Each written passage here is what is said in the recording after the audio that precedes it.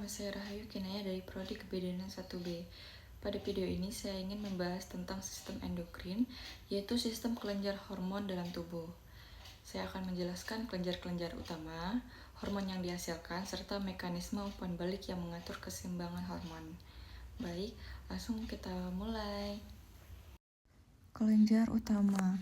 Kelenjar endokrin pada manusia itu terdapat kelenjar pineal, kelenjar hipofisis, kelenjar tiroid, kelenjar timus, dan kelenjar adrenal, kemudian kelenjar pankreas, ovarium, dan testis.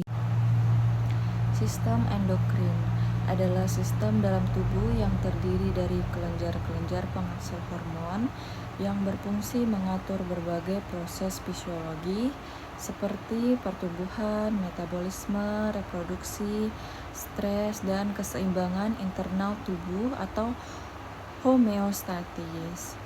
Sistem ini bekerja dengan melepaskan hormon ke dalam aliran darah sehingga hormon dapat mencapai organ target dan memberikan pengaruh tertentu.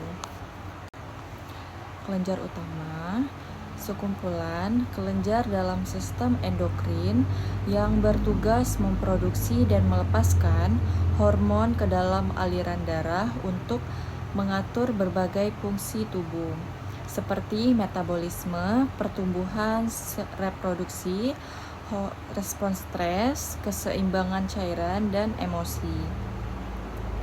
Yang pertama ada hipotalamus, adalah pusat pengatur hormon di otak yang menghubungkan sistem saraf dan sistem endokrin. Fungsinya mengendalikan suhu tubuh, rasa lapar, haus, emosi, tidur, serta mengatur pelepasan hormon dari kelenjar hipofisis. Yang kedua, hipofisis disebut sebagai master gland karena mengontrol banyak kelenjar endokrin lainnya, menghasilkan hormon yang mengatur pertumbuhan, fungsi tiroid, memproduksi hormon seks, dan keseimbangan cairan.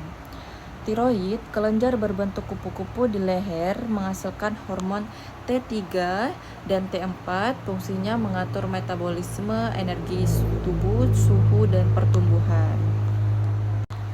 Kemudian ada paratiroid, 4 kelenjar kecil di bagian belakang tiroid, fungsinya menghasilkan hormon paratiroid, PTH, dan yang mengatur kadar kalsium dan fosfat dalam darah.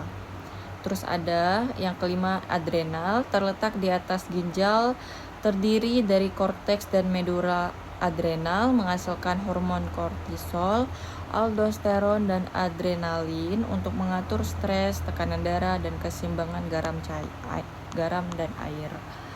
Terus ada pankreas, memiliki fungsi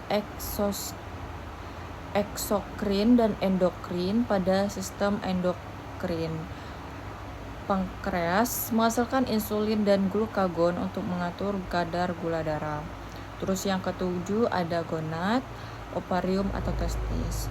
Ovarium wanita menghasilkan estrogen dan progesteron, mengatur siklus menstruasi dan kehamilan.